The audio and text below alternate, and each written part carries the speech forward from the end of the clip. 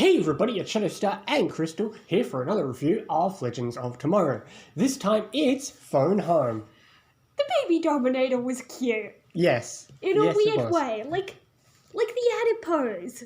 I'd say it made almost the same noise as the adipose. Yes. And speaking of cute things, can we just take a moment to say that young Rey is adorable? Yeah. But so if it wasn't obvious by the title, there's a lot of E.T. references. You know, you've got the bit where it's hiding in the closet amongst the toys. Then you've got, like, of course, the obligatory shot when they fly across the moon. Yeah. You have to do all those good stuff.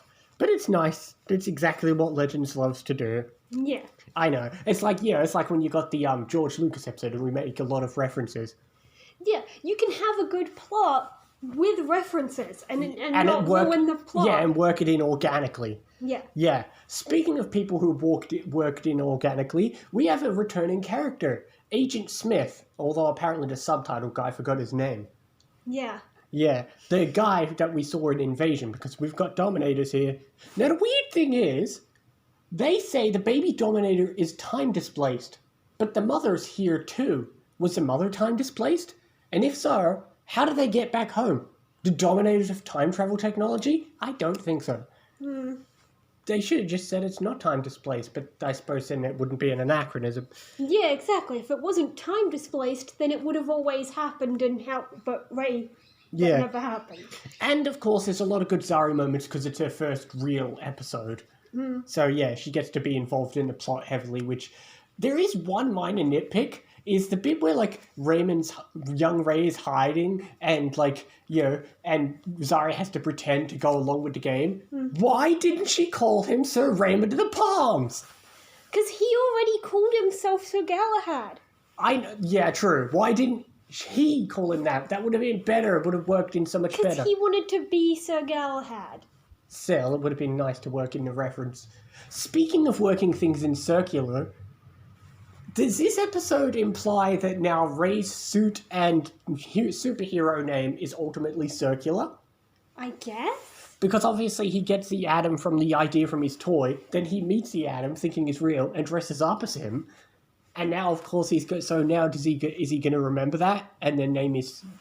I mean, it depends. It depends if they use the memory thing on him. Oh, yeah. I mean, since it's an anachronism, this implies it didn't always happen, so... I mean, I suppose it could be both circular and also have an origin. Yeah. Sometimes a circular thing can have an origin and then become circular. Yeah. And then there's this side plot with Sty and he wants to go see his kid, and then there's this thing where he built a whole new room in a Wave Rider. Oh, well, whatever. Yeah. And that just leads into cliffhanger that we're going to try and split up Firestorm. Yeah. Yeah. But yeah, there was a lot of good moments in this episode. I mean, he got the Dominators, you got the references, Rey's adorable. It was interesting how throughout most of the episode, they were so convinced that the baby was what was going to kill little Rey. Yeah, I know. Well, they didn't know what happened, of course. The audience got the preview, but they didn't know that it was actually the government people that did it.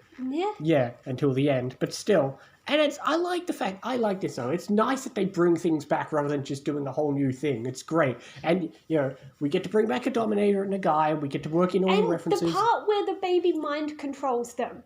First, they think if the baby mind controls them, then baby will make them shoot their guns at them. Then you might think the baby could make them turn their guns on themselves and shoot the bad government guys. And yet he doesn't even do that. That's how peaceful this baby is. Exactly. Well, they didn't know that he was going to do that, but he did that. So there you go, which was always a fun scene. And yeah, we got to have the song, which just reminds me of one of my favourite scenes from the most recent Legends episode, of course. But that's a whole nother story for a long time. I'm wanting to say things, but I've actually been trying to keep you in the spoiler-free zone for future Legends episodes, which is a shame because they're so good. Saw a little clip, but other than that... Okay, I'll ask you later. I saw a small clip from the 100th episode. Okay, I'll ask you later. Anyway, getting back to this episode at hand...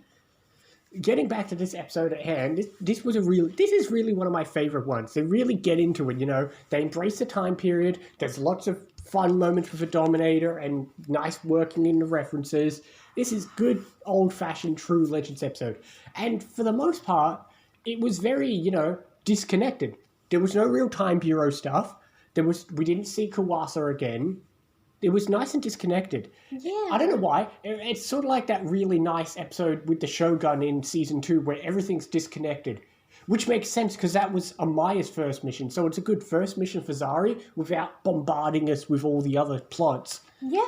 Which, again, we've proven Legends, when they sometimes take a break from the main plot, gives us some really nice, well-rounded episodes. Yeah. I'm going to give this an 8.5.